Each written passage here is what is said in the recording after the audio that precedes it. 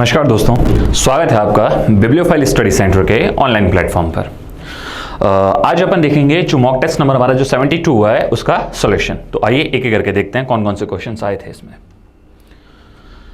देखिए, जो आज के इस मॉक टेस्ट का जो पहला क्वेश्चन था हमारा वो ये था कि इनमें से वो कौन सा स्थान है जो एशियन लॉयन है ना, जो एशियाटिक लॉयन है, जो एशिया शहर है, उनके लिए एक प्राकृतिक आवास के रूप में उसको माना जाता है। तो ये तो अपन बहुत बचपन से पढ़ते आ रहे हैं, अगर आपने भी पढ़ा हो ढंग से तो हम जानते हैं। कहाँ के जो लॉयन फेमस है बताओ? गिर फॉरेस्ट है, जो कि कहाँ पर है? आपके गुजरात में। तो इसमें मुझे लगता है इतना कुछ हार्ड एंड फास्ट होगा और ये लगभग सभी लोगों ने आपने क्वेश्चन सही किया होगा इसको। तो इसका आंसर क्या हो जाएगा आपका? गिर फॉरेस्ट, जो गुजरात वाला है। ठीक है, क्योंकि बाकी आप लोग जानते हो जो कान्हा नेशनल पार्क वगैरह ये सब टाइगर के लिए जाने जाते हैं, टाइगर रिजर्व भी है कान्हा, है ना। तो अपने को तो एशियाटिक लॉयन पूछा है, तो इसका आंसर होगा गिर फॉरेस्ट, जो कि कहाँ पर है? आपके गुजरात के अंदर है। तो ये लोग आप जानते होंगे।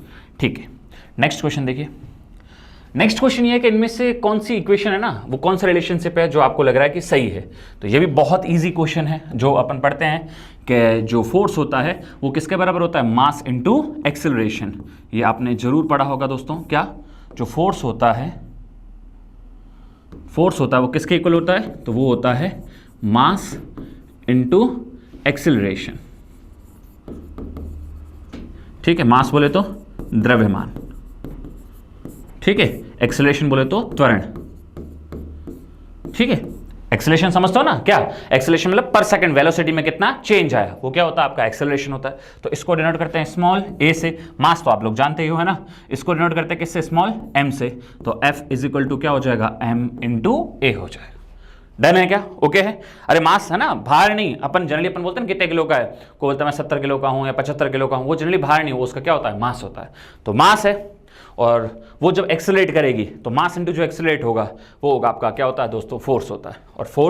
और फोर्स की जो एसआई यूनिट अगर आपसे पूछा जाए क्या होती है दोस्तों? जो फोर्स की एसआई यूनिट होती है वो होती है न्यूटन। क्या होती है? वो होती है न्यूटन, जिसका सिंबल क्या होता है? Capital N. ओके, देखिए नेक्स्ट अगला क्वेश्चन क्या है। अगला क्वेश्चन ये है दोस्तों कि इनमें से कौन सी समिति है जिसने औद्योगिक लाइसेंसिंग नीति की जांच की थी या उससे जुड़ी हुई है? तो चार आपके सामने कमिटीज दी हुई है। तो दोस्तों इसका जो सही उत्तर होगा वो होगा आपका दत्त समिति। क्या है आपका? दत्त समिति। अब ये दत्त समिति का क्या कहानी है देखो दोस्तों, मैं आपको बताता हूं। देखो ध्यान से समझना, इसको मैं समझाता हूं थोड़ा सा। एक्चुअल में क्या हुआ कि आज़ादी के बाद अपन देखने लगे तो भारत के अंदर जो क्या होता था कि एक्चुअल में अगर आपको किसी फील्ड के अंदर इंडस्ट्री स्टेबलाइज करनी है, स्थापित करनी है, किसी क्षेत्र में उद्योग स्थापित करना है, तो पहले गवर्नमेंट से इसके लिए क्या लेना पड़ता था? लाइसेंस। पहले बहुत ज़्यादा लाइसेंस की माथापच्ची हुआ करती थी, अब तो फिर भी कम हो गई थोड़ी बहुत। तो अब क्या होता था उन दिनों, कई बार क्या होता था, सरकारें क्या करती थी, कुछ पर्टिकुलर औद्योगिक घरानों को तो उसके ठेके लाइसेंस दे देती थी, कुछ को देती नहीं थी। तो कुछ उद्योग तो पनप रहे थे और वो दिन भर दिन पनप रहे थे, कुछ को वो ठेके मिल नहीं रहे थे, तो वो अपने लॉस में जा रहे थे या उनको वो अपॉर्चुनिटी नहीं मिल पा रही थी। तो अब क्या करें? तो प्रॉपर के लाइसेंस वास्तव में सही तरीके से दिया जा रहा है कि नहीं दिया जा रहा है, रूल एंड रेगुलेशंस को फॉलो करके उद्योगों को जो उद्योग क्षेत्र के अंदर बड़ी बड़ी कंपनीज है उनको ये, या छोटी मोटी जो भी कंपनीज है उनको ये लाइसेंस प्रॉपर तरीके से रूल्स और रेगुलेशन को फॉलो करते हुए दिया जा रहा है या नहीं दिया जा रहा है। तो औद्योगिक नीति में जो, या एक तरीके से बोले उद्योगों में जो लाइसेंस देने की जो प्रक्रिया थी वो वास्तव में सही तरीके से चल रही है या नहीं चल रही है, इसके लिए दोस्तों एक कमेटी का गठन किया गया था जिसका नाम था शुभमिल दत्त कमेटी। अब इसका नाम ऐसा क्यों पड़ा दोस्तों? इस कमेटी के अध्यक्ष थे कौन? शुभमिल दत्त। और इस कमेटी ने अपनी 1969 के अंदर रिपोर्ट पेश की थी। तो हमसे तो जस्ट एक छोटू सा क्वेश्चन पूछा है कि, है ना, औद्योगिक लाइसेंस नीति की जांच करने से रिलेटेड कौन सी कमेटी का गठन किया गया था? तो उत्तर आएगा दत्त समिति। क्या आएगा? दत्त समिति। ठीक है, नेक्स्ट अगला देखिए। इसके बाद अगर अपन बात करें, अगला क्वेश्चन ये है कि price control and rationing are direct control measures to check. मूल्य नियंत्रण और राशनिंग किस चीज की जांच के लिए प्रत्यक्ष नियंत्रण उपाय है? कई समझ में नहीं आएगा क्वेश्चन कहना क्या चाह रहा है। क्वेश्चन ये कहना चाह रहा है कि आप में से आपके सामने चार ऑप्शन दिए गए हैं, ये चार कंडीशन दी गई है, इनमें से वो कौन सी कंडीशन है जिसके तहत उसको कंट्रोल करने के लिए हम प्राइस कंट्रोल जैसी व्यवस्था करते हैं। आओ समझाता हूं क्या कहना चाह रहा है। देखो पहले तो प्राइस कंट्रोल का मतलब क्या होता है? देखो प्राइस कंट्रोल का मतलब होता है कुछ ऐसी वस्तुएं जो हम कंज्यूमर के लिए, जो हम कंज्यूमर बोले तो हम उपभोक्ताओं के लिए अति आवश्यक है। क्या है बताओ? अति आवश्यक है, चाहे अमीर हो चाहे गरीब हो, ये तो चाहिए ही चाहिए। जैसे जैसे कुछ खाने से रिलेटेड हो गया आपका, जैसे चीनी हो गई, गेहूं हो गए, समझ रहे हो, कुछ ऐसी चीजें जो कंज्यूमर के लिए अति आवश्यक होती है। तो गवर्नमेंट कई बार क्या करती है, ऐसी अति आवश्यक चीजों की प्राइस क्या कर लेती है, उनकी अपर लिमिट है ना, कि इससे ज्यादा इस चीज की आप प्राइस नहीं करोगे। जो उपभोक्ताओं के लिए अति आवश्यक की कुछ वस्तुएं होती है, उनके लिए गवर्नमेंट क्या कर देती है, उनकी अपर लिमिट के इससे ज्यादा अब प्राइस आप नहीं करोगे। यहां पर आके प्राइस क्या कर दिया आपने, कंट्रोल कर दिया। तो इससे क्या कंट्रोल होगा, इससे कौन सी ऐसी स्थिति है कि प्राइस कंट्रोल से आप कंट्रोल कर पाओगे? तो दोस्तों इसका उत्तर आएगा इन्फ्लेशन। देखो इन्फ्लेशन, जिसको अपन आम भाषा में कहते हैं दोस्तों महंगाई। क्या कहते हैं दोस्तों? महंगाई। अब एक बात बताओ, महंगाई ज्यादा होगी तो बेचारा गरीब आदमी कहां से खरीद पाएगा कुछ अति आवश्यक चीजों को भी? भाई ऐशो आराम की तो छोड़ो, कुछ अति आवश्यक चीजों को भी बेचारा गरीब आदमी कहां से खरीद पाएगा? तो गवर्नमेंट फिर महंगाई से राहत देने के लिए क्या करेगी? महंगाई से राहत देने के लिए कुछ अति आवश्यक चीजों की जो खाने के लिए यूज होती हैं या उसके उपभोग के लिए किसी भी तरीके से अति आवश्यक चीजें जो यूज हो रही है, उनकी अपर प्राइस को क्या कर लो, उनकी ऊपरी कीमत को क्या कर दो, कंट्रोल कर दो, जिससे कुछ हद तक महंगाई को कंट्रोल किया जा सकता है। और उसी महंगाई को अपन इकोनॉमिक्स की दुनिया में बोलते हैं इन्फ्लेशन, बोले तो मुद्रास्फीति। तो अब बताओ इसका, इस क्वेश्चन का उत्तर क्या होगा कि प्राइस कंट्रोल जैसी व्यवस्था कौन सी स्थिति को कंट्रोल करने के लिए, कौन सी स्थिति को सुधारने के लिए की जाती है? तो यह की जाती है मुद्रास्फीति, बोले तो इन्फ्लेशन को कंट्रोल करने के लिए। डन है। नेक्स्ट अगला क्वेश्चन देखिए। अगला, इसके बाद अगला क्वेश्चन अगर अपन देखें, अगला क्वेश्चन कहना चाह रहा है कि इसमें से कौन से सुल्तान ने अपनी राजधानी दिल्ली से, है ना, दौलताबाद ट्रांसफर कर दी थी? तो दोस्तों इसका उत्तर आएगा मोहम्मद बिन तुगलक, है ना, मोहम्मद बिन तुगलक, जो अपने फैसलों के लिए कई बार जाना जाता था। फटाक से कुछ भी बिना सोचे समझे जो मन में आए वो फैसले ले लेता था। कई बार कुछ अच्छे भी हुए, लेकिन कई बार कुछ इसके बेकार फैसले भी हुए, जिसके लिए इसको जाना जाता है। तो फिलहाल तो मैं आपको बता देता हूं, इस बंदे ने राजधानी दिल्ली से बोला, दिल्ली नहीं होगी, राजधानी क्या होगी बताओ? दौलताबाद, है ना। तो हालांकि इसने जो दिल्ली से, ये बात है 1329 की, 1329 में मोहम्मद बिन तुगलक ने राजधानी दिल्ली से कहां शिफ्ट कर दी दोस्तों? एक जगह पड़ती है देवगिरी, और इसी देवगिरी, ये देवगिरी कहां पर है दोस्तों? महाराष्ट्र में। देवगिरी कहां पर है? महाराष्ट्र में। और यही देवगिरी आगे जाकर कहलाता है, क्या कहलाता है? दौलताबाद। क्या कहलाता है? दौलताबाद। तो कई बार क्या होता है, कई बार एक्चुअल में ये क्वेश्चन आ जाता है कि मोहम्मद बिन तुगलक ने दिल्ली से राजधानी कहां ट्रांसफर की? तो या तो बोलते अपन देवगिरी ऑप्शन नहीं है तो फिर अपन वर्ड बोल देते हैं क्या? दौलताबाद। लेकिन इस बार इसने उल्टा करके पूछा कि किस राजा ने अपनी राजधानी, है ना, सुल्तान ने अपनी राजधानी दिल्ली से दौलताबाद ट्रांसफर की? तो उत्तर आएगा दोस्तों मोहम्मद बिन तुगलक, 1329 में। आइए नेक्स्ट देखते हैं, अगला क्वेश्चन क्या था? अगला क्वेश्चन यह था कि भारत के संविधान में इनमें से कौन सा आर्टिकल है जो मौलिक अधिकारों के कानूनी प्रवर्तन के प्रावधान करता है? कईयों को भी ये लैंग्वेज समझ में नहीं है क्या कहना चाह रहा है। अरे कानूनी प्रवर्तन मतलब ये कुछ नहीं, यही कहना चाह रहा है कि वो कौन सा हमारा फंडामेंटल आर्टिकल है, फंडामेंटल राइट्स का आर्टिकल है, मौलिक अधिकारों का अनुच्छेद है, जो हमारे एक तरीके से अन्य मौलिक अधिकारों को भी क्या कर रहा है? रक्षा कर रहा है। तो आपको जानते ही है आर्टिकल नंबर 32, ये कई बार मैंने मॉक टेस्ट में भी आपको बताया, संवैधानिक उपचारों का अधिकार। इसके तहत सुप्रीम कोर्ट, है ना, 5 तरह के रिट जारी करके हमारे अन्य मौलिक अधिकारों की क्या करता है? रक्षा। तो रक्षा करेगा तो कानून के तहत ना, तो इस तरीके से कानूनी प्रवर्तन का कौन सा मौलिक अधिकार है? तो दोस्तों उत्तर आएगा आर्टिकल 32, जिसको भीमराव अंबेडकर ने क्या कहा था? संविधान की आत्मा कहा था। ठीक है, डन है। ओके, नेक्स्ट आइए अगला देखते हैं। अगला क्वेश्चन है कि इसमें से कौन है ना, जैसे अच्छा व्यक्ति का नाम दे रखा है, सबसे लंबे समय तक किस राज्य के मुख्यमंत्री पद पर बने रहने का रिकॉर्ड लालथनहावला के नाम है, जो 5 बार इस मुख्यमंत्री के पद पर रह चुके थे? कौन दोस्तों? है ना, लालथनहावला। तो आओ देखते हैं दोस्तों क्या कहानी नहीं है। तो आपको मैं बता दूं, लालथनहावला दोस्तों मुख्यमंत्री रह चुके हैं। कहां के? लालथनहावला मुख्यमंत्री रह चुके हैं मिजोरम के।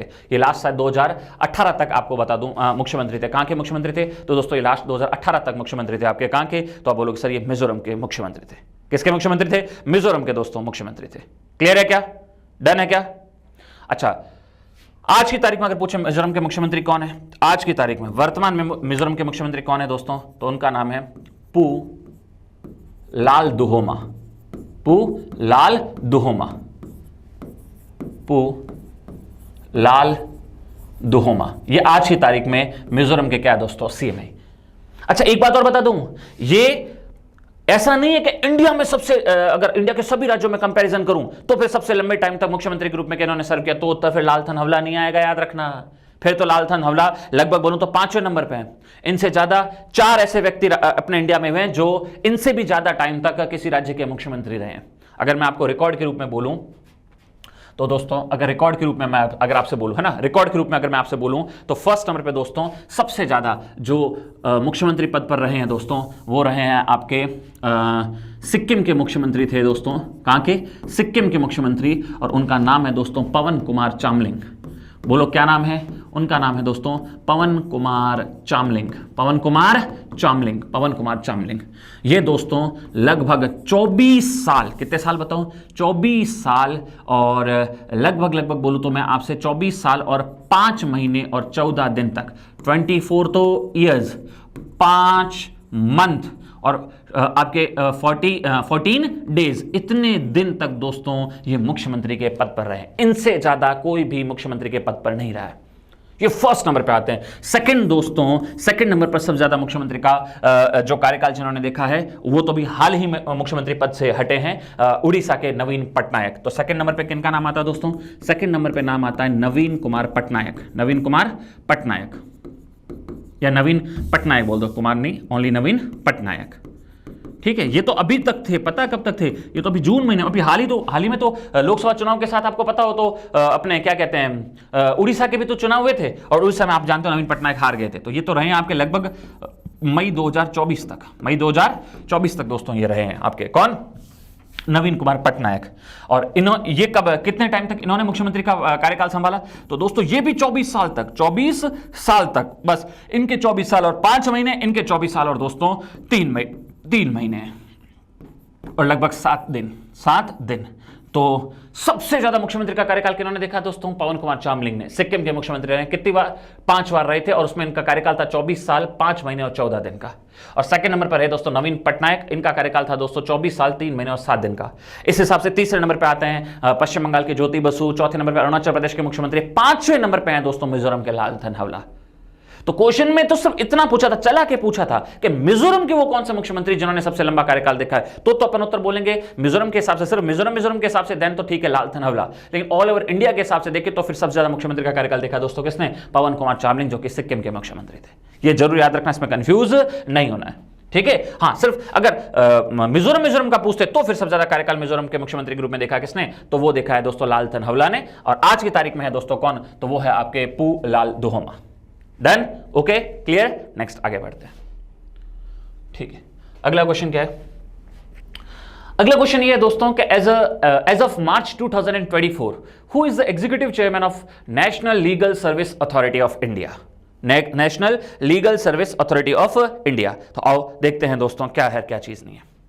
देखो क्या है, मैं आपको छोटी सी एक बात बताता हूं। देखो एक बात बताओ, अब आपको बताया थोड़ी सी भी अगर कानूनी माथापच्ची अगर अपन देखें कि कोई भी आदमी बेचारा जिस पर केस हो गया है, चाहे अब वो उसका पीड़ित हो या वो दोषी हो, जो भी हो, वो तो कोर्ट तय करता है।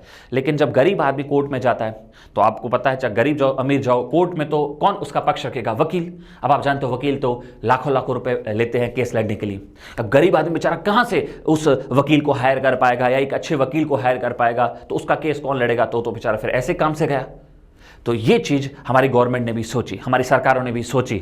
और मैं आपको एक चीज बता देता हूं, क्या दोस्तों, एक्चुअल में हमारे कॉन्स्टिट्यूशन में एक आर्टिकल ही फिर हमने जोड़ा। क्या? एक आर्टिकल जोड़ा कि यार ऐसे जो गरीब वर्ग के लोग होते हैं, आर्टिकल कौन सा 39A हमने जोड़ा कि ऐसे बेचारे जो गरीब वर्ग के, है ना, जो गरीब और कमजोर वर्ग के लोग होते हैं, जो गरीब एवं जो दोस्तों कमजोर वर्ग मतलब आर्थिक रूप से इस तरीके से ना, जो कमजोर वर्ग के जो लोग होते हैं दोस्तों, है ना, गरीब और कमजोर वर्ग के, है ना, या सोशल या किसी भी तरीके से पिछड़े हुए जो लोग होते हैं, उन लोगों को कैसे कानूनी सहायता दी जाए, उन लोगों को कैसे कानूनी सहायता दी जाए। कानूनी सहायता मतलब उनको वकील वगैरह प्रोवाइड करना केस लड़ने वगैरह के लिए।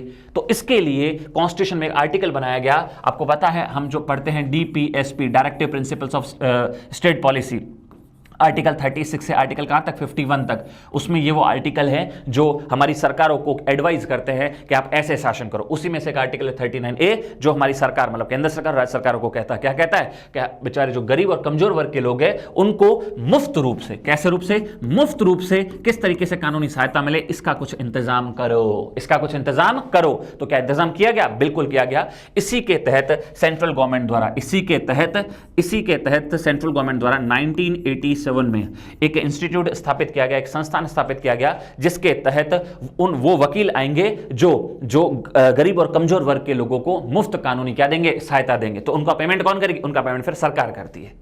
तो उस संस्थान का नाम क्या दोस्तों? उसका नाम है नालसा। क्या नाम है दोस्तों? नालसा, नेशनल अथॉरिटी ऑफ मतलब national legal service authority, national legal service authority. और इसी का पूछा आज की तारीख में चेयरमैन कौन है दोस्तों? तो इसी का पूछा वर्तमान में आज की तारीख में चेयरमैन कौन है दोस्तों? तो इनके चेयरमैन है ना, संजीव खन्ना।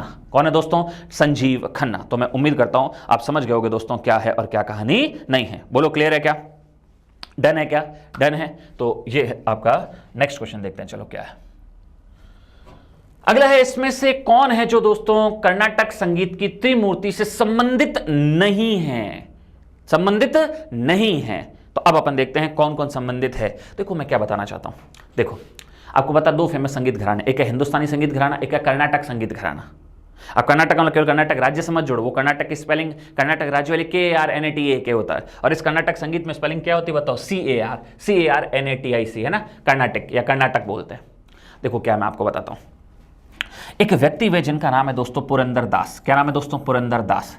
कहते हैं सबसे पहले कर्नाटक संगीत को भारत में स्टेबलाइज अगर किसी ने किया है ना, कर्नाटक संगीत शैली को भारत में अच्छे पैमाने पर स्टेबलाइज किसने किया था? वो यही है दोस्तों, कौन है? पुरंदर दास। तो इनको तो दोस्तों कर्नाटक संगीत का पिता कहा जाता है। इनको क्या कहा जाता है दोस्तों? इनको कहा जाता है कर्नाटक संगीत का पिता।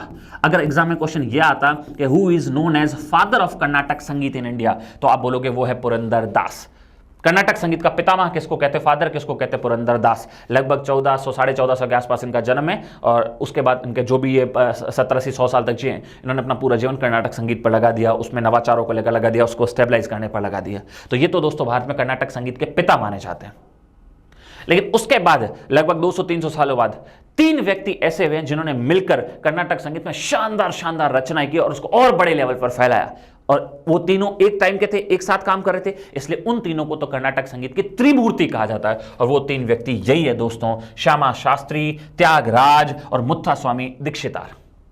अब हमसे क्वेश्चन क्या पूछा था कि इनमें से कौन है जो कर्नाटक संगीत त्रिमूर्ति के संबंधित नहीं है? तो नहीं, तो ऑब्वियस बात है पुरंदर दास है, ये तो इनसे बहुत पहले के हैं। इनको तो कर्नाटक संगीत का क्या कहा जाता है दोस्तों? पिता कहा जाता है। मेरी बात आ रही समझ में? और ये तीनों जो श्यामा शास्त्री, त्यागराज और मुत्थुस्वामी दीक्षितार, ये कहां पर कर्नाटक संगीत से रिलेटेड अपनी रचनाएं करते थे दोस्तों? तो ये करते थे एक जगह पड़ती तमिलनाडु में जिसका नाम है तंजावुर। क्या नाम है दोस्तों? तंजावुर। तंजावुर कहां पड़ता है? अब तंजावुर पड़ता है, अब क्या तंजावुर तमिलनाडु में ही है, लेकिन यहाँ मिस्टेक क्या करेंगे वो मैं आपको बताता हूं। अगर कभी एग्जाम में ये भी क्वेश्चन आ जाए ना कि किस स्थान को या भारत के किस शहर को कर्नाटक संगीत की राजधानी कहा जाता है, तो कर्नाटक संगीत की राजधानी भी तंजावुर को कहा जाता है, क्योंकि यहीं पर सबसे ज्यादा कर्नाटक संगीत के म्यूजिशियन हुए हैं जिन्होंने इस संगीत के अंदर बहुत सारे काम किए हैं। ये जो त्रिमूर्ति है ना, ये भी तंजावुर में रहकर ही दोस्तों कर्नाटक संगीत की इन्होंने रचनाएं लिखी और हम लोगों तक हमारे सामने लाया है। तो याद रखना, अगर एग्जाम में कभी क्वेश्चन आ जाए कर्नाटक संगीत की राजधानी किसको कहते हैं? तंजावुर, तमिलनाडु को। अब इसमें लोग मिस्टेक क्या कर सकते हैं, उनको लगेगा कर्नाटक संगीत है तो फिर कर्नाटक में होना चाहिए। नहीं, ऐसा नहीं है। तो एक्चुअली में कर्नाटक संगीत की राजधानी जिस शहर को कहा जाता है वो कर्नाटक में नहीं, वो राजधानी, वो शहर जिसको राजधानी बोला जाता है वो तंजावुर कहां पर है? तमिलनाडु में। कुल मिलाकर अपन ने क्या सीखा? अपन ने सीखा कर्नाटक संगीत की त्रिमूर्ति कौन है? श्यामा शास्त्री, त्यागराज और मुत्थुस्वामी दीक्षितार। दूसरा अपन ने क्या सीखा? कर्नाटक संगीत का पिता किसको कहते हैं? तो वो कहते हैं पुरंदर दास को। तीसरा अपन ने सीखा कर्नाटक संगीत की राजधानी किसको कहा जाता है? तंजावुर, जो कि कहां पर है? तमिलनाडु में। तो उम्मीद करता हूं आप समझ गए होंगे। ठीक है, डन। ठीक है, नेक्स्ट अगला क्वेश्चन देखते हैं। अगला क्वेश्चन ये है कि खेलो इंडिया जो विंटर गेम्स हुए 2023 वाले विंटर्स में, वो दोस्तों कहाँ आयोजित किए गए? तो जनरली ऑब्वियस पता है ठंडे स्थान पर ही किए जाएंगे। विंटर गेम्स का मतलब होता है आइस हॉकी या एकदम आइस वगैरह से रिलेटेड जो इवेंट होते हैं। अब बताओ वो होंगे तो ऑब्वियस बात है आपके इन्हीं प्रदेशों में। तो आपके सामने ऑप्शन में इन्होंने चालाकी से क्या रखे हैं? सब एकदम बर्फीले प्रदेश रखे हैं, हिमाचल प्रदेश, जम्मू कश्मीर, उत्तराखंड और लेह। लेकिन उसमें भी अगर पर्टिकुलर आंसर पूछे तो दोस्तों इसका उत्तर था जम्मू कश्मीर। जम्मू कश्मीर के गुलमर्ग वगैरह वाला जो इलाका था वहां हुए थे, और कुछ एक आधे इवेंट आपके लद्दाख में हुए थे, लेकिन ज्यादातर आपके जम्मू कश्मीर में हुए थे। तो अपन उत्तर बोलेंगे कि 2023 के जो विंटर गेम्स हुए थे खेलो इंडिया वाले, वो कहां पर हुए थे? जम्मू कश्मीर के अंदर हुए थे। डन। ठीक है, नेक्स्ट अगला देखते हैं। इसके बाद दोस्तों ये क्वेश्चन पूछा जाता है कि जनगणना 2011 के अनुसार दशक के दौरान जनसंख्या में कुल कितनी वृद्धि हुई? क्या क्वेश्चन क्या कहना चाह रहा है? लैंग्वेज समझो। ये कहना चाह रहा है कि 2001 में हमारी जितनी जनगणना, जितनी हमारी पॉपुलेशन थी, उसके बाद जब हमने 2011 की जनगणना की तो उसके अंदर हमारी जितनी पॉपुलेशन हुई तो उसमें कितनी बढ़ोतरी हुई? एग्जैक्ट संख्या बताओ। तो आपको पता है 2011 की जो जनगणना है उसके तहत हमारे यहाँ पर कितनी आबादी थी, लगभग 121.8 करोड़, मतलब मोटा मोटी बोले तो 121 करोड़। और अगर किसने थोड़ा बहुत डेटा पढ़ा हो तो अगर आपसे पूछा जाए 2001 के अंदर अगर आपसे पूछा जाए तो लगभग ये जो अगर आपसे पूछा जाए क्या, लगभग अगर आपसे ये पूछा जाए कि आपके 2001 के अंदर उस वक्त हमारी लगभग कितनी आबादी हुआ करती थी, तो दोस्तों उस वक्त जो हमारी आबादी हुआ करती थी वो आबादी हुआ करती थी समथिंग 102 करोड़ या 102 पॉइंट समथिंग या 103 करोड़ के समथिंग है ना, लगभग 103 करोड़, लगभग 103 करोड़, 102 पॉइंट समथिंग था, लगभग 103 करोड़ के समथिंग हमारी आबादी थी 2001 में।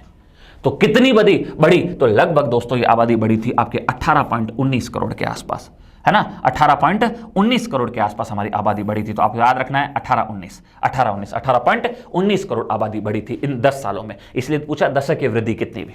और यही दोस्तों अगर आपसे परसेंटेज के हिसाब से पूछता, किसके हिसाब से, परसेंटेज के हिसाब से दोस्तों अगर ये पूछता तो फिर परसेंटेज के हिसाब से आपको याद रखना था लगभग 17.64। तो देखो कितना ईजी है ना, कितना ईजी है ना। कैसे याद रखेंगे दोस्तों, ऐसे याद रखेंगे कि देखो परसेंटेज के हिसाब से पूछता तो 17, लगभग 17%, और एग्जैक्ट डेटा पूछे तो फिर 18-19 मतलब 18.19 करोड़, लगभग इतनी दोस्तों वृद्धि हुई जनसंख्या में। तो मैं उम्मीद करता हूं आप ये क्वेश्चन समझ गए होगे, इसका आंसर क्या होगा वो भी आप समझ गए हो। आओ नेक्स्ट अगला देखते हैं। इसके बाद अगर देखें तो आरंभ में बोल रहा है भारत के संविधान में कितने मौलिक अधिकार थे। तो आरंभ का मतलब जब हमारा संविधान लागू हुआ, जब लागू हुआ जो मूल संविधान था 26 जनवरी 1950 को, उस वक्त आपको पता है हमारे जो संविधान में मौलिक अधिकार कितने थे दोस्तों, 7 थे। कितने थे, 7। लेकिन फिर आपको पता हो तो हमारे संविधान के अंदर संशोधन किया, अमेंडमेंट किया, कब, 1978 में। कौन से नंबर का संविधान संशोधन, 44th नंबर का, शॉर्ट में मैं लिख रहा हूं कॉन्स्टिट्यूशनल अमेंडमेंट। ये मतलब कॉन्स्टिट्यूशनल अमेंडमेंट, जिसके तहत क्या किया, जिसके तहत उन 7 मौलिक अधिकारों में से एक मौलिक अधिकार था जिसका नाम था संपत्ति का अधिकार। क्या नाम था दोस्तों, संपत्ति का अधिकार। क्या नाम था, संपत्ति का अधिकार। इंग्लिश में बोले तो राइट टू प्रॉपर्टी दोस्तों, राइट टू प्रॉपर्टी। इस आर्टिकल को दोस्तों, इस आर्टिकल को जो आपका आपका मौलिक अधिकार था, इसको दोस्तों मूल अधिकारों से हटा दिया। पहली बात तो हमारे मूल अधिकारों में संपत्ति के अधिकार का जिक्र कहां पर था, तो दोस्तों एक तो इसका जिक्र था आर्टिकल 31 में, एक तो आर्टिकल 31 में, और एक था दोस्तों इसका जिक्र आर्टिकल 19 में। आर्टिकल 19 में भी आपको पता हो तो हमें कुछ स्वतंत्रता दी गई, उनमें से एक स्वतंत्रता थी आपकी कौन सी, संपत्ति का अधिकार। तो इन दोनों जगहों से संपत्ति के अधिकार को हटा दिया भाई, हटा दिया मतलब कहां से हटाया, क्या संविधान से हटा के बाहर कर दिया, नहीं, संविधान से नहीं हटाया, मौलिक अधिकारों से हटाया। मौलिक अधिकार से हटाने का मतलब आपको पता हो तो हमारे जो फंडामेंटल राइट्स है, वो कहां से कहां तक है, तो दोस्तों वो है 12 से लेकर 35 तक। इसके बीच में अगर कोई भी आर्टिकल होगा तो वो हमारा एक मौलिक अधिकार, मूल अधिकार होगा। तो उसको यहां से हटाकर और इसको शिफ्ट कर दिया कहां पर दोस्तों, अब इसको शिफ्ट कर दिया आर्टिकल 300A में। कब से, 1978 से। कौन से संविधान संशोधन द्वारा, 44th कॉन्स्टिट्यूशनल अमेंडमेंट द्वारा 1978 में। तो जब इसको हटाया तो अब इसको आज की तारीख में अगर आपसे पूछा जाए संपत्ति का अधिकार क्या हमारे संविधान में है, हाँ है तो सही, लेकिन कहां है, आर्टिकल 300A में। तो क्या अब ये मूल अधिकार है, नहीं। तो फिर अब कैसा अधिकार, अब एक केवल नॉर्मल अधिकार है, जिसको अपन बोल सकते हैं अब एक नॉर्मल मतलब एक नॉर्मल विधिक अधिकार है। अब संपत्ति का अधिकार मौलिक अधिकार नहीं, अब ये केवल एक विधिक अधिकार रहकर रह गया, ओनली एक लीगल राइट रह गया। अभी हमारा फंडामेंटल राइट नहीं, अब केवल एक लीगल राइट है। फिर रिपीट कर रहा हूं, मूल अधिकार में जो हमारे जो मौलिक अधिकार है वो आर्टिकल 12 से लेकर 35 तक, उसके बीच में अगर कोई भी हमें अधिकार मिला है तो वो हमारा एक मौलिक अधिकार है। तो उन्हीं में एक आर्टिकल हुआ क्या, आर्टिकल तो आज भी है, आर्टिकल 19 के अंदर, आर्टिकल 19 का A B C D E इस तरीके से हम पढ़ते हैं 19 फर्स्ट में। तो उनमें एक जिक्र था संपत्ति की स्वतंत्रता का, और दूसरी जगह जिक्र था आर्टिकल 31 में। तो आर्टिकल 19 और 31 क्या दोनों ही 12 से 35 में आते हैं, इसी के बीच में आते हैं, बिल्कुल आते हैं। तो इसका मतलब शुरू के अंदर तो हमारा ये एक कैसा अधिकार था, संपत्ति की स्वतंत्रता, मूल अधिकार या मौलिक अधिकार था। लेकिन 1978 के बाद से हमने इसको हटाकर इसको शिफ्ट कर दिया 300A में। तो 300A तो ऑब्वियसली बात है 12 से 35 के बीच में आने से रहा, तो अब ये मूल अधिकार नहीं है। तो अब ये केवल कैसा अधिकार, अगर अब क्वेश्चन आपसे ये भी आ सकता है या पूछा जा सकता है क्या, कि संपत्ति का अधिकार है, कैसा है, तो अब वर्तमान में ये केवल एक लीगल राइट है, विधिक अधिकार है। आओ देखते हैं नेक्स्ट अगला क्वेश्चन। अगला क्वेश्चन क्या है, अगला क्वेश्चन यह कि बताओ इनमें से कौन सी भारत की एक शास्त्रीय भाषा नहीं है दोस्तों। क्या इनमें से कौन सी एक अगर आपसे पूछा जाए भारत की शास्त्रीय भाषा दोस्तों नहीं है, नहीं है, ध्यान रखना, पूछा क्या बताओ, शास्त्रीय भाषा नहीं है, तो दोस्तों इसका उत्तर आएगा मगही। को बोल सर ये क्या है, एक्चुअली मगही बोलो या मगधी बोलो एक ही चीज़ है, मगही कोई मगधी बोला जाता है। और मगधी भाषा कहाँ बोली जाती है, तो हमारा जो बिहार वाला इलाका, बिहार हो गया, या थोड़ा नीचे झारखंड वाला इलाका है वो हो गया, या थोड़ा बहुत इधर वाला जो बिहार के टच वाला बंगाल है, जो पश्चिम बंगाल है वो हो गया, वहाँ पर दोस्तों ये भाषा बोली जाती है। कौन सी दोस्तों, मगधी या मगही। और ये भारत की क्लासिकल लैंग्वेज नहीं है। और दोस्तों पूछना क्या चाह रहा है, मैं आपसे बताना चाहता हूँ, ये क्वेश्चन पूछना क्या चाह रहा है हमको। देखो दोस्तों, हम जैसे पढ़ते हैं क्लासिकल डांस, क्लासिकल डांस पढ़ते हैं ना, जैसे अपन लोग पढ़ते हैं, क्या पढ़ते हैं दोस्तों, क्लासिकल डांस पढ़ते हैं, बिल्कुल। कितने हैं दोस्तों क्लासिकल डांस, 8 पढ़े ना अपन ने, कथक, फिर कथकली, मोहिनी अट्टम, ये पढ़े ना। वैसे वैसे दोस्तों क्लासिकल डांस की तरह वैसे वैसे एक टर्म और आपको याद रखनी, एक होती है क्लासिकल लैंग्वेज, क्लासिकल लैंग्वेज, ठीक है। देखो एक तो होती है आम बोलचाल की भाषा जिसमें कोई फिक्स नहीं होता कि इसके बाद यही शब्द आता है, इसके बाद ये ग्रामेटिकली ध्यान रखना होता है कि हर भाषा की ग्रामर है क्या। भाई आप अपने घर में, जैसे मैं अगर मैं मारवाड़ी इंसान हूं, है ना, मैं मारवाड़ी भाषा बोलूंगा तो इसमें कोई फिक्स ग्रामर है क्या, ऐसे वैसे रूल वगैरह कुछ भी नहीं है। लेकिन कुछ ऐसी लैंग्वेज होती है इसमें फिक्स ग्रामेटिकल रूल्स होते हैं, है ना, उनको क्लासिकल लैंग्वेज का दर्जा दिया जाता है। हिंदी में बोले तो उनको शास्त्रीय भाषा का दर्जा दिया जाता है। तो अगर पूछे हमने हमारे भारत में कितनी भाषाओं को, है ना, शास्त्रीय भाषा का दर्जा दे रखा है, किसका दर्जा दे रखा है दोस्तों, हमने हमारी कितनी भाषाओं को शास्त्रीय भाषा का दर्जा दे रखा है, तो दोस्तों उत्तर आएगा 6। देखो क्लासिकल डांस पूछे तो कितने हैं, 8, क्लासिकल लैंग्वेज पूछे तो दोस्तों कितनी है, 6। कितनी है दोस्तों, 6। अच्छा कौन कौन सी है, तो दोस्तों एक तो है संस्कृत, आप बोलोगे सर ये तो होनी ही होनी, इसमें तो कोई डाउट ही नहीं है, संस्कृत। उसके अलावा बाकी आप चिपका लो, कौन सी, साउथ वाली। अब साउथ कौन सी, एकदम नीचे से स्टार्ट करते हैं। देखो साउथ में आपको पता है ना, अगर अपन बात करें किसकी, केरल की, किसकी बात करें, केरल की, तो केरल में तो कौन सी भाषा बोली जाती है, तो आप बोलोगे सर केरल में बोली जाती है मलयालम। अरे कौन सी बोली जाती है, मलयालम। फिर उसके बाद अगर मैं तमिलनाडु की बात करूं तो कौन सी बोली जाती है, तमिलनाडु के नाम में ही तमिल है, तो यहाँ कौन सी भाषा बोली जाती है, तमिल। उसके बाद दोस्तों अगर मैं कर्नाटक की बात करता हूँ, किसकी बात करता हूँ, कर्नाटक की, तो दोस्तों कर्नाटक में कौन सी भाषा बोली जाती है, क से कर्नाटक और क से दोस्तों क्या, कन्नड़, तो यहाँ कन्नड़ बोली जाती है। जबकि आंध्र प्रदेश और तेलंगाना वाला इलाका, यहाँ कौन सी भाषा बोली जाती है, यहाँ बोली जाती है दोस्तों तेलुगु। कौन सी बोली जाती है, तेलुगु। और उड़ीसा में कौन सी बोली जाती है दोस्तों, उड़िया। क्या बोली जाती है, उड़िया। तो ये होगी आपकी 6 भाषाएं। तो बताओ सारी बाकी 5 तो कौन सी है, बाकी 5 तो दोस्तों, बाकी 5 तो है आपकी कहाँ की, साउथ इंडिया की। तो एक तो होगी संस्कृत, बाकी 5 साउथ इंडिया की होगी। कौन कौन सी होगी दोस्तों, तो सबसे पहले अगर अपन देखें तो कौन सी दोस्तों, तमिल। कौन सी है, एक सेकंड रुको, उसको सही लिखते हैं। हाँ अगली कौन सी है दोस्तों, तमिल। ठीक है, पहले मैं आपको सिस्टमेटिक तरीके से लिखता, इधर देखो, सबसे पहले कौन सी दोस्तों, तमिल। साउथ के पहले लिख रहे हैं, ठीक है, तमिल। अभी बीच में खाली स्थान छोड़ो, क्यों, वो मैं भी रीज़न बताऊंगा। उसके बाद अगर अपन बात करें दोस्तों तो आपकी है कौन सी, तेलुगु, फिर कन्नड़, ठीक है, फिर मलयालम और फिर उड़िया, ठीक है, उड़िया। अब आपको पता है तमिल कहाँ बोली जाती है दोस्तों, तमिलनाडु में। तेलुगु कहाँ बोली जाती है दोस्तों, तो ये आंध्र प्रदेश और तेलंगाना में। आंध्र प्रदेश और कहाँ, और दूसरी कहाँ पर, तेलंगाना में भी। कन्नड़ कहाँ बोली जाती है दोस्तों, कर्नाटक में। उड़िया कहाँ बोली जाती है दोस्तों, उड़ीसा में।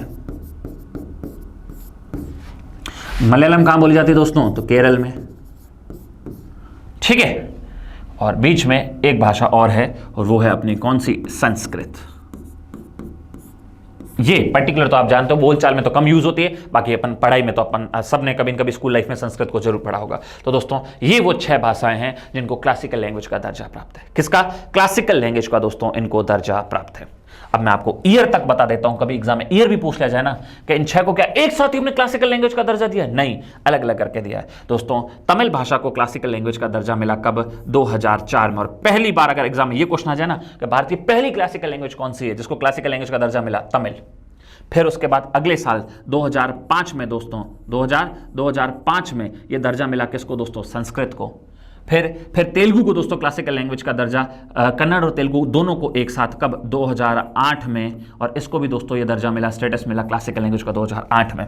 जबकि दोस्तों मलयालम को ये स्टेटस मिला 2013 में, और उड़िया को दोस्तों ये स्टेटस मिलता है 2014 में। क्लियर है? अब कुछ भी कैसा भी क्वेश्चन अगर आपसे क्लासिकल लैंग्वेज से रिलेटेड पूछे तो मैं उम्मीद करता हूं आप गलत नहीं करोगे। याद रखना, हिंदी विंदी ये सब को क्लासिकल लैंग्वेज नहीं है, क्लासिकल लैंग्वेज केवल यही 6। आप एक और पढ़ते हो, संविधान से मान्यता प्राप्त भाषा है, वो अलग है। वो तो आपको याद है ना, हमारी जो संविधान से मान्यता प्राप्त भाषा है, जिनको संवैधानिक मान्यता प्राप्त भाषाओं का दर्जा है ना, संविधान में जो हमारे कॉन्स्टिट्यूशन में मान्यता प्राप्त भाषा है वो तो अलग है दोस्तों। वो तो कितनी है, 22 है। उसमें ओरिजिनल कॉन्स्टिट्यूशन में 14 थी और बाद में 8 को हमने क्या किया दोस्तों, जोड़ा है। इसमें एक बारी में 1 जोड़ा, फिर 3 जोड़ी थी, फिर लास्ट में 4 जोड़ी थी, वो अलग है। तो संविधान कॉन्स्टिट्यूशनल लैंग्वेज कितनी है, तो उत्तर बोलोगे 22। लेकिन अगर पूछे क्लासिकल लैंग्वेज कितनी है तो उत्तर बोलोगे दोस्तों कितनी है, वो है आपकी 6। तो इसमें आपको कंफ्यूज नहीं होना है। नेक्स्ट अगला क्वेश्चन देखो। इसके बाद कहना चाह रहा है कि दोस्तों एप्लीकेशन सॉफ्टवेयर में विभिन्न प्रकार के प्रोग्राम शामिल होते हैं, ठीक है, जो किसकी सूचना प्रसंस्करण आवश्यकताओं को पूरा करने के लिए डिजाइन किए जाते हैं। तो ऑब्वियस सी बात है, जितने भी सॉफ्टवेयर वगैरह होते हैं किसके लिए होते हैं, फाइनली जो एंड अंतिम जो उपयोग करता होता है उसके लिए तो यूज किए जाते हैं दोस्तों। तो इसमें तो बहुत ईजी सा क्वेश्चन था। तो ये किसके लिए होता है, सारा एंड यूजर्स जो अंतिम उपयोग करता होता है उनके यूज के लिए सारे डिजाइन किए जाते हैं।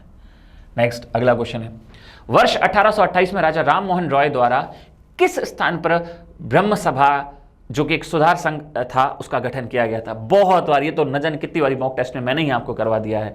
कब, तो दोस्तों 1828 में। कहां पर, कलकत्ता में। आपको पता है 1828 में तो कलकत्ता में, और 1830 में यही ब्रह्म सभा था, वो क्या बन गया दोस्तों, ब्रह्म समाज। तो ये तो क्वेश्चन मैं न जाने कितनी बार करा चुका हूं, ठीक है, क्लियर है कि तो बहुत बार कर चुका है। किस चीज के लिए, सुधार के लिए ये बनाया गया था, तो दोस्तों वो था सती प्रथा को रोकने के लिए। तो ये क्वेश्चन तो अपन बहुत बार रिपीट कर चुके हैं। नेक्स्ट अगला, इनमें से कौन सा नृत्य 2010 में भारत की अमूर्त सांस्कृतिक विरासत की यूनेस्को सूची में सूचीबद्ध है। कहीं को तो क्वेश्चन की लैंग्वेज ही समझ नहीं आया, क्या अमूर्त अमूर्त कह रहे हो। देखो मैं बताता हूं क्या कहना चाह रहा दोस्तों। एक संगठन है, आपको अच्छे से पता है, यूनेस्को, ठीक है। यूनेस्को की अपन, आपको पता है तो वर्ल्ड हेरिटेज की लिस्ट पढ़ते हैं, है ना, वर्ल्ड हेरिटेज, है ना, की लिस्ट अपन पढ़ते हैं, है ना। वर्ल्ड मतलब विश्व, हेरिटेज मतलब विरासत, ठीक है, उसकी अपन लिस्ट पढ़ते हैं। उसमें इंडिया में आपको मैं बता चुका हूं, इंडिया में वर्ल्ड हेरिटेज लिस्ट में इंडिया में कितने हैं दोस्तों, 42 है। लेकिन आपको पता ही नहीं वो क्या है 42। तो दोस्तों यूनेस्को की दोस्तों जो वर्ल्ड हेरिटेज की लिस्ट है, आपको उसको 2 पार्ट में डिवाइड करना है। कितने पार्ट में डिवाइड करना है, 2 पार्ट में दोस्तों। एक तो होती है मूर्त सूची। कौन सी सूची, एक तो होती है मूर्त सूची, एक होती है दोस्तों अमूर्त सूची। कौन सी, अमूर्त सूची। कौन सा, क्या कहना चाह रही है, क्या होती है मूर्त अमूर्त। देखो इंग्लिश में बोलूं, इसको बोलते हैं टेंजिबल लिस्ट। कौन सी, इसको बोलते हैं टेंजिबल लिस्ट, ठीक है। और इसको बोलते हैं दोस्तों इनटेंजिबल लिस्ट। क्या बोलते हैं, इसको बोलते हैं इनटेंजिबल लिस्ट। अब इसका क्या मतलब होता है समझो। इतनी इंग्लिश आपको भी आती होगी, आपने पढ़ा होगा, 1 वर्ड वगैरह आप इंग्लिश के वोकैबुलरी पढ़ते होगे। टेंजिबल मतलब जिसको छूकर महसूस किया जा सके। जैसे ये बोर्ड है, इसको मैं क्या छूकर महसूस कर सकता हूं, बिल्कुल। तो ये क्या है, ये एक मूर्त चीज है, ये एक मूर्त चीज है। समझ में बात है, ये मेरा शर्ट है, इसको मैं छूकर महसूस कर सकता हूं, बिल्कुल। ये क्या है, मूर्त है। ये एक वॉच है, इसको मैं छूकर महसूस कर सकता हूं, बिल्कुल। ये एक मूर्त चीज है, टेंजिबल चीज है, मतलब जिसको छूकर महसूस किया जा सके उसको बोलते हैं टेंजिबल। अब एक बात बताओ, मैं बोलूं क्या, मैं बोलूं एजुकेशन। अब क्या एजुकेशन को मैं छूकर महसूस कर सकता हूं, नहीं। लेकिन बताओ मैं बोलूं डांस, है ना, जैसे भंगड़ा डांस या कालबेलिया डांस या कोई भी डांस, तो क्या इस डांस को छूकर महसूस कर सकते हैं, नहीं। बोला कर सकते हैं, कैसे, अरे कोई मूर्ख बोलेगा जो डांसर, अरे डांसर को नहीं, मैं डांस की बात कर रहा हूं। डांसर को तो देख सकते हैं, छू सकते हैं, लेकिन डांस को नहीं ना। तो अब सोचो यूनेस्को क्या करता है कि ऐसे नहीं कि केवल किलों को, फॉरेस्ट को, इनको ही कंजर्व करें, इनका ही संरक्षण करें। कुछ ऐसी चीजें जो दिखती नहीं है लेकिन उनका भी संरक्षण करें। कैसे, जैसे कुछ पर्टिकुलर प्रजातियों द्वारा की जाने वाले डांस या उनकी लैंग्वेज या कोई भी ऐसी, या त्योहार, समझ रहे हो ना, उनका भी संरक्षण किया जा सके ताकि आने वाली पीढ़ियां उनको भी देखे कि हाँ ऐसी भी कोई चीज है। तो न केवल यूनेस्को टेंजिबल चीजों को, मूर्त चीजों को संरक्षित करता है, बल्कि इनटेंजिबल को भी करता है। तो अपन जो 42 पढ़ते हैं ना, जिसमें अपन पढ़ते हैं किले, नेशनल पार्क, मंदिर, ये पढ़ते हैं कि नहीं पढ़ते हैं। भारत के अंदर आपको पता वर्ल्ड हेरिटेज लिस्ट में अपन कितनी चीजें पढ़ते हैं, 42 पढ़ते हैं। वो सारी की सारी 42 चीजें क्या हैं दोस्तों, वो सारी की सारी इंडिया में 42 चीजें टेंजिबल वाली हैं। वो क्या है, टेंजिबल वाली हैं। तो नॉट ओनली टेंजिबल लिस्ट होती बल्कि यूनेस्को की हेरिटेज लिस्ट एक इंटेंजिबल चीजों की भी एक लिस्ट बनती है। उन्हीं में से क्वेश्चन पूछा है कि 2010 में किसको यूनेस्को ने अपनी कल्चरल हेरिटेज लिस्ट में शामिल किया और वो कैसी है, इंटेंजिबल है। तो दोस्तों ऑब्वियसली बात है वो तो फिर कोई डांस वांस इस टाइप की चीजें होंगी। तो 2010 में जिसको शामिल किया गया था वो था दोस्तों कालबेलिया नृत्य। कालबेलिया एक डांस होता है जो राजस्थान में किया जाता है दोस्तों। राजस्थान के पर्टिकुलर किसी एक जाति द्वारा ये डांस किया जाता है, हालांकि उस जाति के लोगों को भी कालबेलिया बोलते हैं। तो कालबेलिया लोगों द्वारा जो डांस किया जाता है उसको क्या बोलते हैं दोस्तों, कालबेलिया। और इसका संबंध किससे है दोस्तों, कालबेलिया का संबंध है अगर राज्यों के हिसाब से पूछे तो किससे है, राजस्थान से। तो मैं उम्मीद करता हूं आप क्वेश्चन की प्रॉपर लैंग्वेज भी समझ गए होंगे, क्या कहानी नहीं है। क्लियर है क्या, डन। नेक्स्ट अगला क्वेश्चन देखते हैं। अब अगला क्वेश्चन क्या कहना चाह रहा है वो ध्यान से समझना। अगला क्वेश्चन ये कहना चाह रहा है कि इसमें से एमएस वर्ड है ना, उसका जो अपन डॉक्यूमेंट तैयार करते हैं तो उसका स्टेप कौन सा है ना, इसने पूछा उसका स्टेप का ना सीक्वेंस बताओ हमें, उसका है ना, उसके स्टेप का क्या बताओ दोस्तों, उसके स्टेप का क्या बताओ, सीक्वेंस बताओ। तो बेसिक सी बात है, उसका स्टेप का सीक्वेंस क्या होता है, पहले अपन कोई भी फाइल को क्या करते हैं दोस्तों, सेलेक्ट करते हैं, ठीक है, उसके बाद न्यू फाइल पे जाते हैं है ना, और उसके बाद हम ब्लैंक डॉक्यूमेंट पे जाते हैं। तो सबसे पहले इसमें अगर अपन बोलेंगे तो क्या आ जाएगा बताओ, तो दोस्तों फाइल को सिलेक्ट करने के बाद हम किस पे जाते हैं, न्यू फाइल पे जाते हैं। तो न्यू फाइल पे जाते हैं तो दोस्तों फिर फाइल टैब के बाद इसका उत्तर आ जाएगा दोस्तों क्या, फाइल टैब न्यू। भाई सबसे पहले अपन उसको क्या करेंगे दोस्तों, किसी भी फाइल को सिलेक्ट करेंगे, फिर किस पे जाएंगे, न्यू फाइल पे। तो फाइल को अपन ने सिलेक्ट कर दिया, फिर उसके बाद किस पे जाएंगे दोस्तों, न्यू पे जाते हैं। तो ये तो बेसिक सा क्वेश्चन था। नेक्स्ट अगला देखो, अगला पूछ रहा है वही सेम कर्नाटक संगीत से रिलेटेड है, शास्त्रीय कर्नाटक संगीत है ना के बारे में कौन सा कथन सही है ना, क्या पूछना चाह रहा है इसमें से कौन सा स्टेटमेंट है जो दोस्तों क्या बोल रहा बताओ कि वो आपका स्टेटमेंट क्या दोस्तों सही है।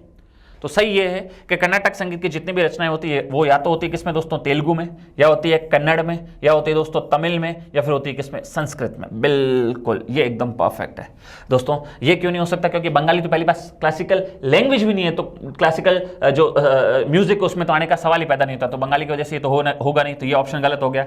इसमें तेलुगु है, मलयालम है, लेकिन हिंदी आ गया तो हिंदी की वजह से ऑप्शन गलत हो गया। भाई क्लासिकल अगर आप म्यूजिक बनाओगे तो उसके लिए लैंग्वेज भी तो कौन सी लोगे, क्लासिकली तो लोगे, ठीक है। तो हिंदी की वजह से ये मामला गड़बड़ हो गया, यहां मराठी आ गया तो इसकी वजह से मामला गड़बड़ हो गया, कोंकणी बंगाली तो पूरा गड़बड़ है। तो इसका करेक्ट आंसर है तेलुगु, कन्नड़, तमिल या संस्कृत में होनी चाहिए रचना है। भाई एक बात बताओ, क्लासिकल म्यूजिक बनाओगे तो उसके लिए क्लासिकली तो क्या लोगे, लैंग्वेज लोगे। तो मैं उम्मीद करता हूं ये क्वेश्चन भी आप समझ गए। इसका उत्तर होगा क्या, इसका उत्तर होगा ऑप्शन नंबर बी आपका। नेक्स्ट अगला देखो, ये बोलना चाह रहा है कि कोपेन का जो जलवायु वर्गीकरण है उसके अनुसार जो ई है ना, वो ई किससे संबंधित है। अब कईयों को समझ नहीं आ रही ई है क्या, देखो मैं अभी शॉर्ट में बता देता हूं। वैसे फिजिकल ज्योग्राफी का एक टॉपिक है, क्या होता है दोस्तों, कोपेन एक वैसे तो हालांकि बेटर तो बॉटनी का टीचर था, लेकिन बाद में उसने ज्योग्राफी को भी ठीक ठाक थोड़ा समझाने की कोशिश की, क्लाइमेट को। तो उसने क्या किया, इस संसार की समस्त क्लाइमेट को क्या किया, कुछ हिस्सों में बांटा, और उसने ये कहानी शुरू की कहां से, इक्वेटर से, 0 डिग्री लैटिट्यूड से। इसने बोला क्या, इसने कुछ टर्म्स रखे, जैसे क्या टर्म्स रखे, जैसे इसने बोला कि जो भी क्लाइमेट 0 डिग्री मतलब भूमध्य रेखा के आसपास होगी है ना, तो वहां पे ऑब्वियसली टेम्परेचर क्या होता है, ज्यादा होता है। तो बोला इसलिए उसको उसने रिप्रेजेंट किया किससे, ए से दोस्तों। किससे रिप्रेजेंट किया, ए से, कि भूमध्य रेखा के आसपास वाला इलाका जहां पर टेम्परेचर ज्यादा होता है तो उसको उसने रिप्रेजेंट किया ए से। फिर थोड़ा सा ऊपर जाएंगे तो उसने बनाया लेटर बी।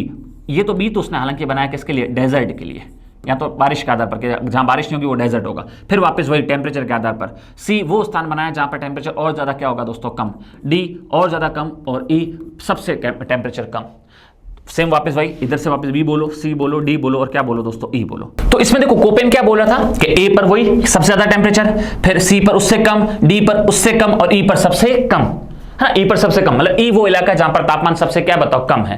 अब वो कितना कम है, वही क्वेश्चन हमें पूछना चाह रहा है कि ई से उसने किसको रिप्रेजेंट किया। तो इसने बताया वो जगह जहां पर लगभग एवरेज टेम्परेचर सभी महीनों में, साल के 12 महीनों में 10 डिग्री सेल्सियस से क्या हो, कम हो। उस स्थानों को उसने चिन्हित किया किससे दोस्तों, ई लेटर से। किससे किया दोस्तों, ई लेटर से, ठीक है।